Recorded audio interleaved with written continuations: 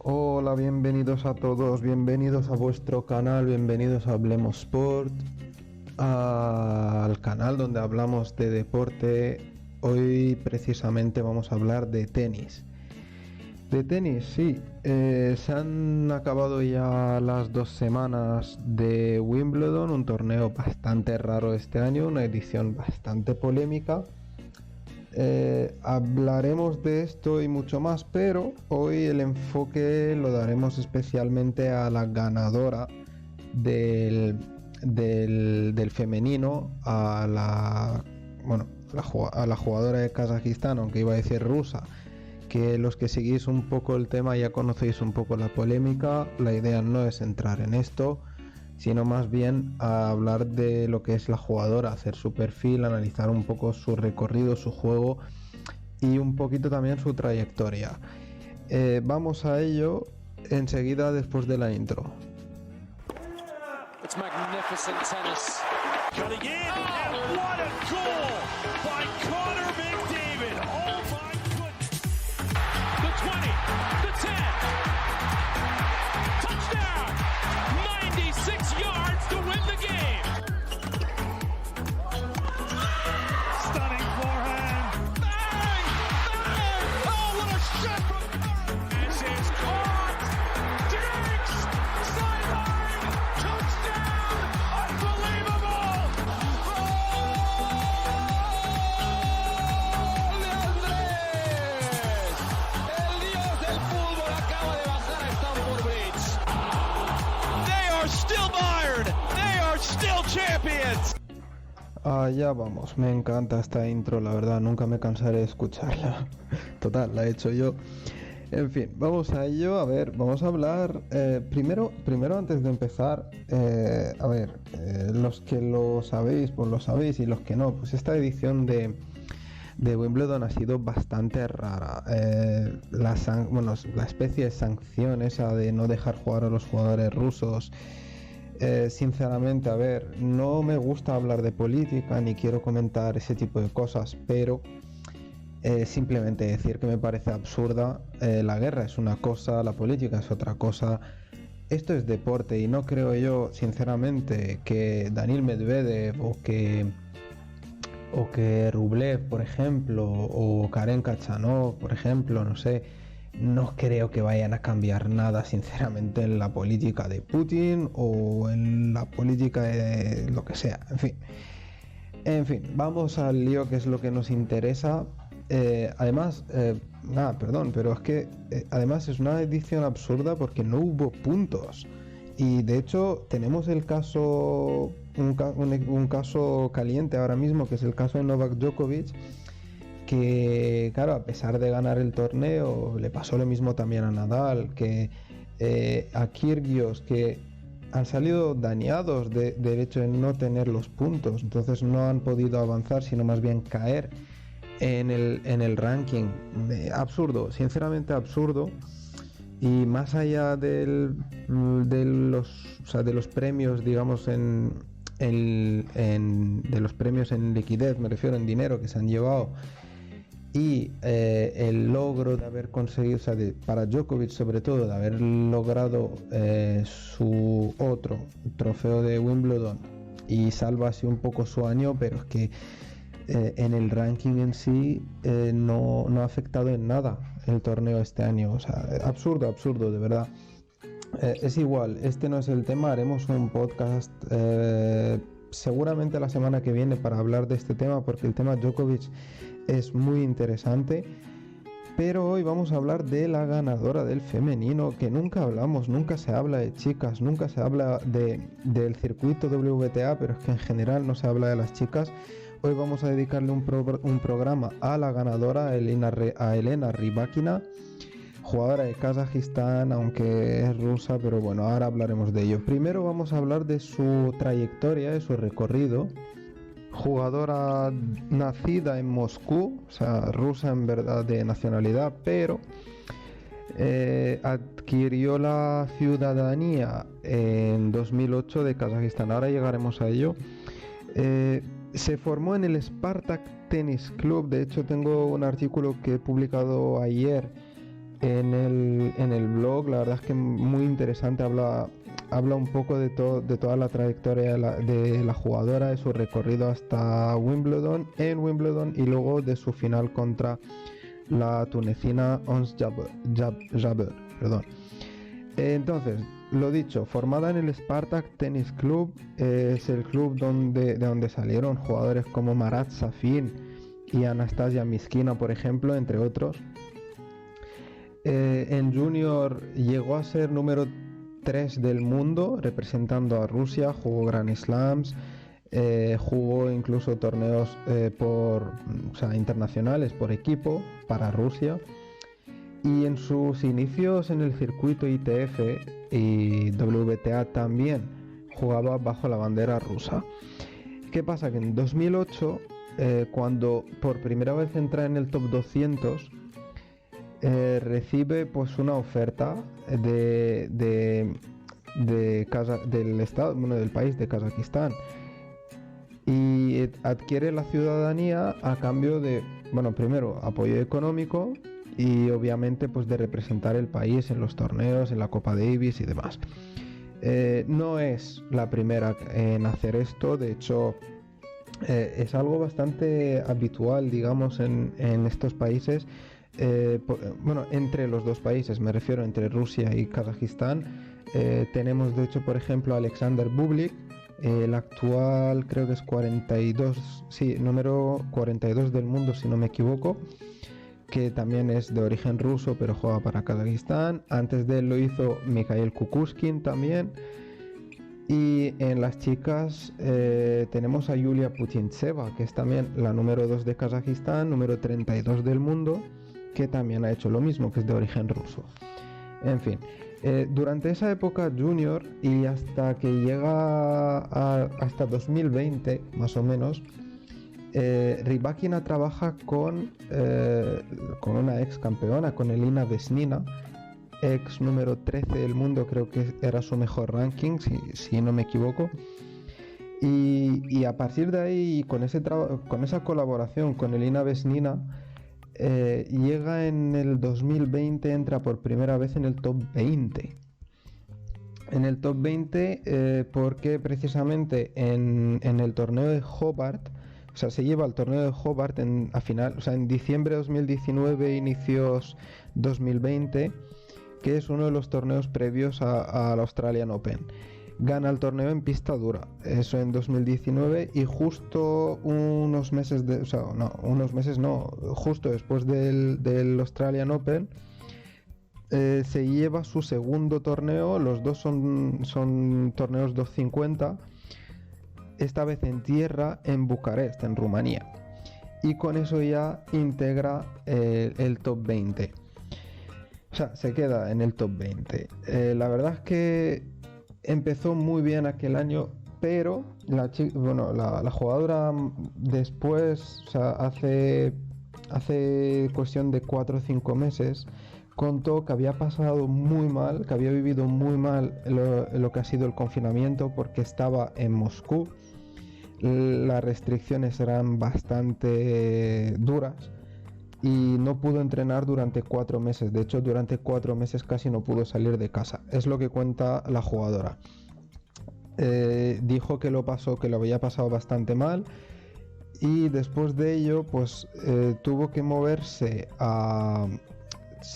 viajar a Bratislava, Eslovaquia, que es donde retomó los entrenamientos, recuperó un poco la forma física y demás. Y la verdad es que acabó bastante bien lo que era la temporada 2020, con algún que otro partido y tal. Ningún logro importante a finales de 2020, pero jugó, por lo menos pudo volver a jugar pues algunos partidos, alguna segunda, tercera ronda y demás. En 2021, el año ha sido bastante, de hecho lo tengo puesto en el artículo, es un año bastante agridulce, porque por un lado, vamos a ver los logros, ¿vale? Por un lado llega a cuartos de final de Roland Garros, que hasta hace 2 semanas, hasta hace una semana, era su mejor logro. Cuartos de final de Roland Garros, había hecho bien. Pero es que a lo largo del año llega a disputar hasta 5 finales. En Dubái, San Petersburgo, en Shenzhen, en el Qatar Open y en Estrasburgo. El problema es que pierde las 5 finales.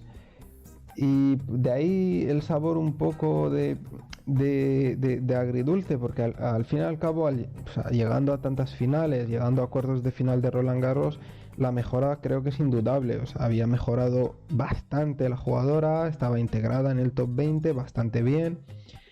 Le faltaba ese plus para ganar los torneos, que hasta ahora ya os digo, al fin, o sea, sus 2 torneos ganados al fin y al cabo, a día de hoy siguen, bueno, antes de Wimbledon, eran Bucarest y Hobart, que no dejan de ser torneos 250, o sea, torneos relativamente pequeños.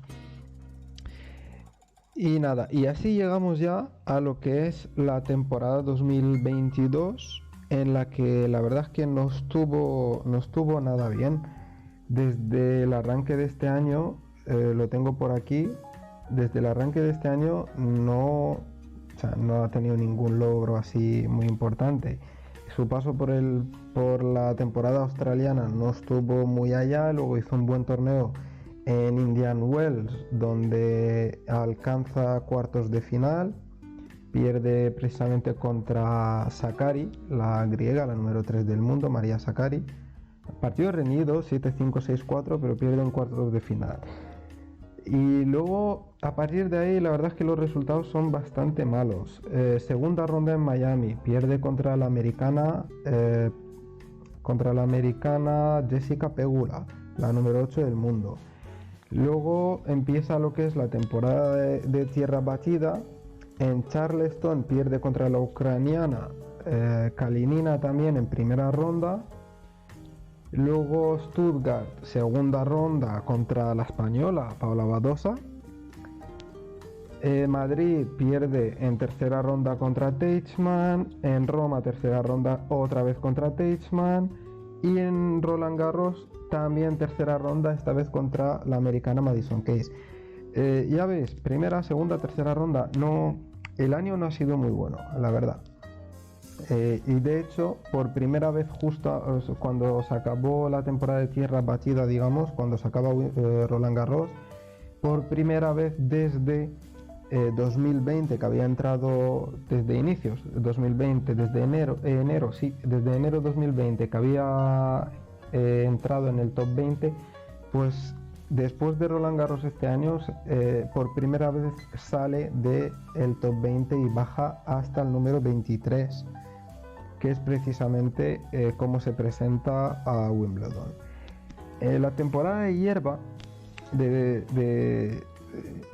justo pues empieza en Países Bajos, en el torneo de Hertogenbosch, donde más de lo mismo. O sea, es que este año no ha sido bueno para Rybakina, más de lo mismo. Pierde también en segunda ronda contra Shelby Rogers, la americana número 44 del mundo.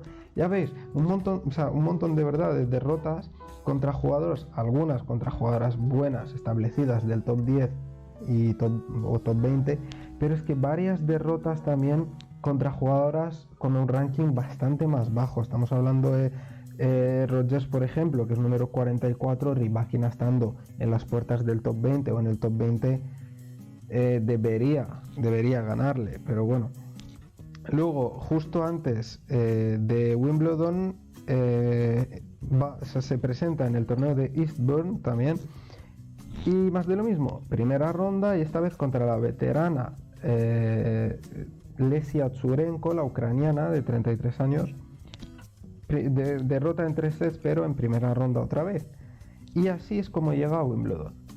O sea, para que os hagáis una idea, su recorrido este año, o sea, su 2020 hasta ahora, estaba bastante, a ver, no diría caótico, pero bastante malo, porque de hecho ha perdido plazas en el ranking, ha pasado del 17 al 23, y los resultados, quitando Indian Wells y por Australia, que bueno, no lo hizo tan mal, pero no estaban bien, los resultados no estaban acompañándole. Y así llegamos ya por fin a su recorrido en el torneo de Wimbledon, que en verdad es lo que nos interesa y para eso la hemos elegido jugadora de la semana, en verdad, de estas 2 semanas, ya que el torneo, un Grand Slam, se juega en 2. Y enseguida vamos a ello, pero como siempre, una pequeña pausa.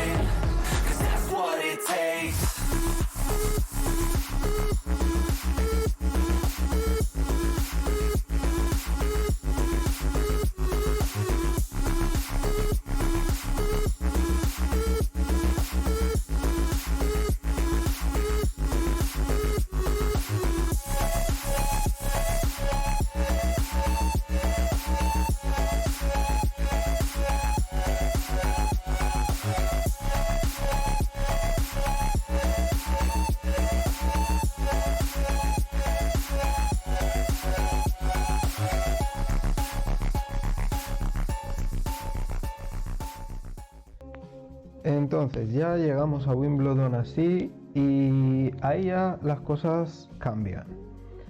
A ver, la jugadora de 23 años juega, en primera ronda le toca a la veterana Coco Van de Weghe, partido reñidísimo, 7-6, 7-5, un tiebreak en el primero y 7-5 en el segundo, partido duro, pero más o menos consigue salirse un poco con la suya.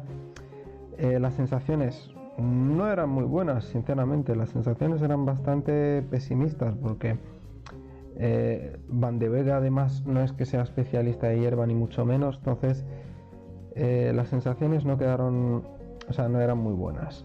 Dicho esto, pasa primera ronda, segunda ronda le toca Bianca Andreescu, la jugadora canadiense, que es verdad que está volviendo de lesión, está peleando, digamos, para volver, pero venía a hacer buenos partiditos en hierba desde Hamburgo, por ejemplo, desde incluso antes de Hamburgo, porque jugó en Berlín, donde perdió contra Pliskova, y luego hizo un buen torneo en Hamburgo, pierde de hecho en la final de Hamburgo contra Caroline García. Y en fin, y nada, pues un poco más de lo mismo, igual que el primer partido reñido contra Andreescu, la actual número 51 del mundo, 6-4, 7-6, otro tiebreak esta vez en el segundo para cerrar el partido y cerrar el pase a la siguiente ronda.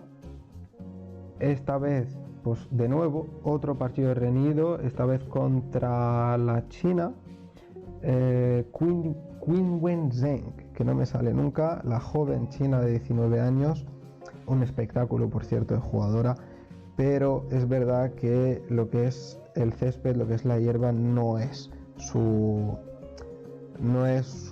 pista de predilección. Aún así, partido costoso, 7-6, 7-5, partido muy costoso, ya veis, estamos hablando de 3 partidos donde al menos hubo un tiebreak en cada uno de ellos, y partidos largos, partidos de muchos juegos, partidos reñidos, en los que hay que reconocerlo, Rybakina se ha apoyado muchísimo en su saque muy potente, y a partir de ahí pues jugándosela un poco en los tiebreaks o justo pues rompiendo el saque, haciendo el break en el momento idóneo.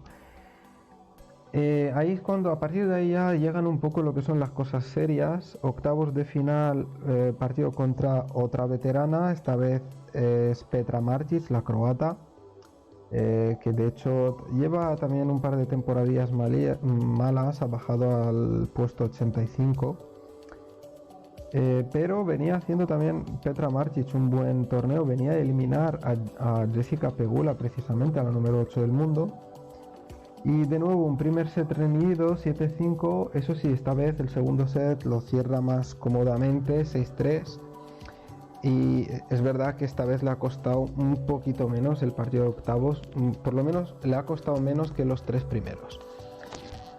Cuartos de final, Partido, la verdad es que para los que lo habéis visto y tal, partido muy entretenido, aunque el marcador no es tan, parece más desajustado, pero partido muy entretenido. Rybakina pierde el primer set contra Tomljanovic, pierde 4-6 efectivamente.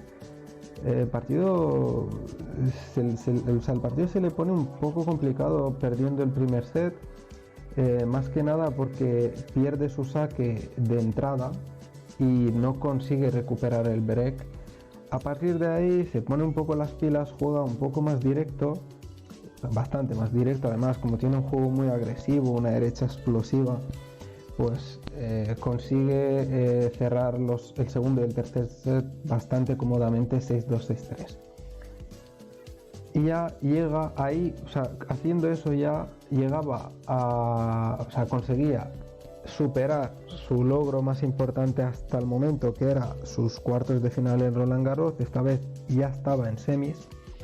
Y la verdad es que esa semifinal contra Simona Halep, la ex número 1 del mundo, actual 18, pero ya sabemos que Halep estuvo un tiempo fuera porque ha sido mamá, porque estaba embarazada y tal, entonces por eso pues le está costando un poco recuperar, pero es normal. Dicho esto, partido interesante. Esperábamos más de Halep, menos de Rybakina, sobre todo pues, las expectativas eran sobre todo en cuanto a cómo va a encarar un partido de tal magnitud, unas semifinales de Grand Slam contra una ex campeona y una chica acostumbrada a ganar torneos, a ganar torneos y a estar en semis y en finales de Grand Slam. No digo ganar porque Simona Halep le ha costado mucho en su día ganar su primer Grand Slam. Pues sorprendentemente, la verdad, y la verdad es que el partido salió espectacular por parte de Rybakina, muy agresiva, aprovechaba muy bien su derecha sobre todo en el resto, y luego sus paralelos con el revés le han hecho muchísimo daño a la rumana. 6-3, 6-3, partido muy controlado, o sea, de la A a la Z, de inicio a fin, de verdad, partido perfecto para plantarse en la final. Y sobre todo ya borrando esas sensaciones que hemos tenido a lo largo de todo el torneo de que le costaba ganar los partidos, le costaba cerrarlos, pues en la semifinal ha sido espectacular, o sea, ha sido una masterclass. Y así ya llegamos a lo que es y lo que ha sido su partido más importante, el partido más importante de su carrera, contra otra debutante en las finales de Grand Slam, contra la tunecina Ons Jabeur. Pequeña pausa y hablamos de esa final.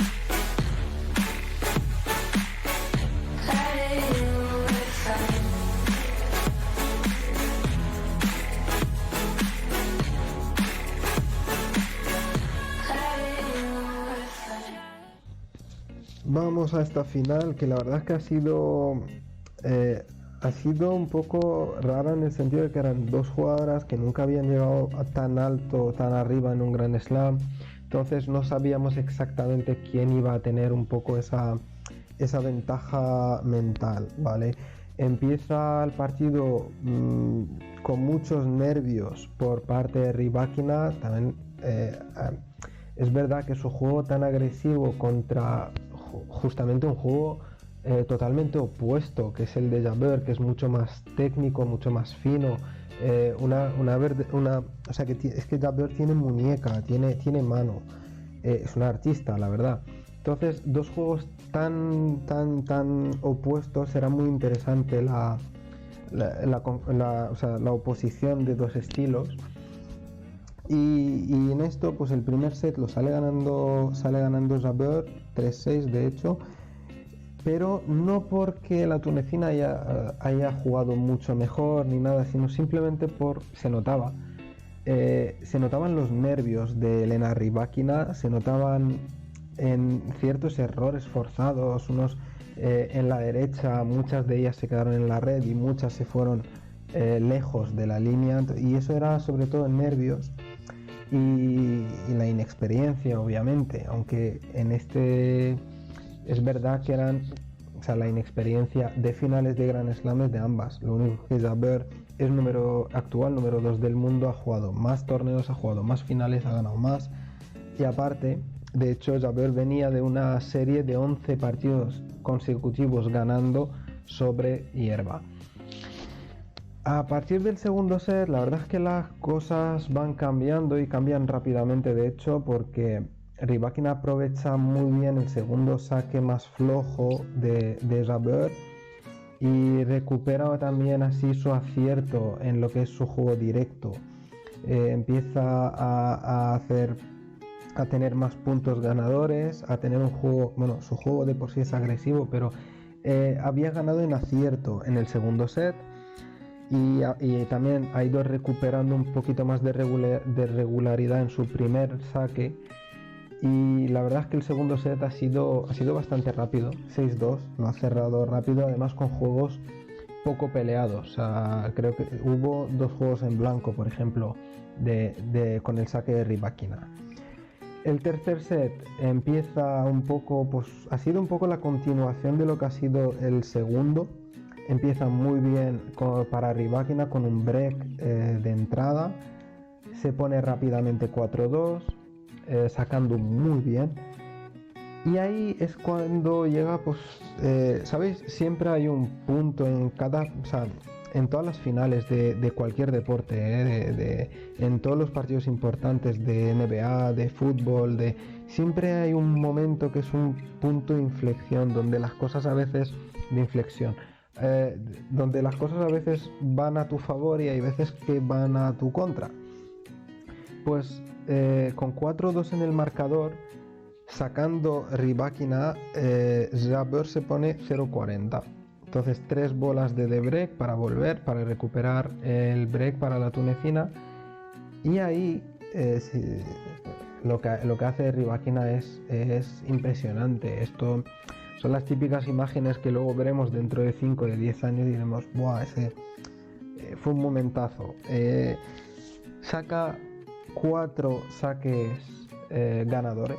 O sea, 4 saques ganadores, recupera esa desventaja y acaba cerrando el juego 5-2 y luego 6-2. Cierra al final del partido así, 3-6, 6-2, 6-2 en 1 hora 47 de juego. Impresionante, o sea, de verdad impresionante. Gana su primer Grand Slam, obviamente, se convierte en la primera jugadora de Kazajistán, y de verdad no quiero volver a las polémicas. La primera jugadora de Kazajistán, decía, en ganar un Grand Slam, y se lleva un premio de 2,4 millones de euros aproximadamente. Lo malo es el tema del ranking, que bueno, en esto de los puntos, tal y como están los puntos, no sé cómo afectará su ranking. Datos interesantes que los he leído por ahí, la verdad. Rybakina es la primera jugadora desde Venus Williams en 2007 en ganar un Grand Slam estando fuera del top 20, es decir, una jugadora que no está en el top 20 que gana un Grand Slam, la primera desde Venus Williams en 2007. Y aparte, también es la jugadora más joven en ganar un Grand Slam desde Petra Kvitova en 2011. Logros interesantes. Y otro dato más que ahí ya os puede dar una idea de qué magnitud, o sea, de la magnitud de la jugadora de la que estamos hablando hoy. Termina el torneo con 49 saques directos, 49 aces, con 77% de puntos ganados tras su primer saque. 77% de puntos ganados tras su primer saque. ¿Por qué repito y por qué apunto estos datos? Porque en la historia de los Grand Slam solo hubo 2 jugadoras con tales números que hayan ganado un Grand Slam con tales números, y estas son obviamente Serena Williams y María Sharapova. Son las únicas 2 que han acabado ganando un Grand Slam con 50 aces. Bueno, son 49, pero bueno, en el caso de Sharapova y Serena son 51 y 57, y más de 77% de puntos ganados tras primer saque, no con el primer saque, pero vamos, cuando el primer saque entra, pues casi en el 77% de las veces acaba ganando ese punto. Era más que nada para que os hagáis una idea de la magnitud de la jugadora que estamos hablando, jugadora joven, 23 años, un estilo muy parecido al de Sharapova, muy poco demostrativa, muy fría en la pista, muy pegadora, con una potencia en el saque increíble y también en la derecha. Tiene un paralelo con el revés, la verdad es que muy impresionante, muy bueno. La verdad es que consigue, no suele convertirse en puntos directos, pero sí que le da mucha ventaja en los intercambios. Eso ha sido todo en cuanto a Elena Rybakina. Ya os dije, un podcast hoy bastante tranquilo, bastante cortito. Era para hablar un poquito de tenis, para hablar de esta chica que parece ser, y creo de verdad que tiene un futuro brillante, porque apenas tiene 23 años, 1,84 m, y tiene, pues, si no tiene historial hasta ahora, por lo menos de lesiones y tal. Es verdad que hace falta más regularidad, que hasta ahora ha demostrado tener esa regularidad durante el 2020, bueno, lo que se ha jugado de 2020 y 2021. Este año no ha conseguido tener esa regularidad. Quizás le faltaría eso para establecerse, ¿por qué no en el top 10? ¿Por qué no? Y muy probablemente. Eso ha sido todo, sí, eso ha sido todo. Hablaremos, antes de cerrar, antes de acabar, hablaremos del tema Novak Djokovic pronto, quizás la semana que viene. Y también intentaré, no sé si hacerlo por podcast o hacerlo en artículo en el blog. Quiero hablar de Kyrgios, de Nick Kyrgios, que ha hecho un torneo espectacular, aunque todos queríamos esa semifinal contra Rafa Nadal, queríamos, esos duelos siempre suelen ser épicos. Entonces, pues no sé aún cómo hacerlo, pero hablaremos de Nick Kyrgios, que se lo merece. Por una vez que está centrado y que hace las cosas bien, pues habrá que destacarlo, ¿no? Por una vez. Y sobre todo lo que os dije del tema Novak Djokovic, porque la situación de Nole es un poco complicada. A ver, os hago un resumen así rápidamente antes de cerrar.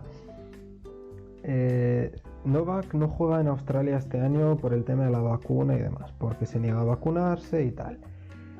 Entonces se pierde el torneo de Australia, y de hecho, no sé si os acordáis, tuvo problemas incluso con las autoridades australianas y tal.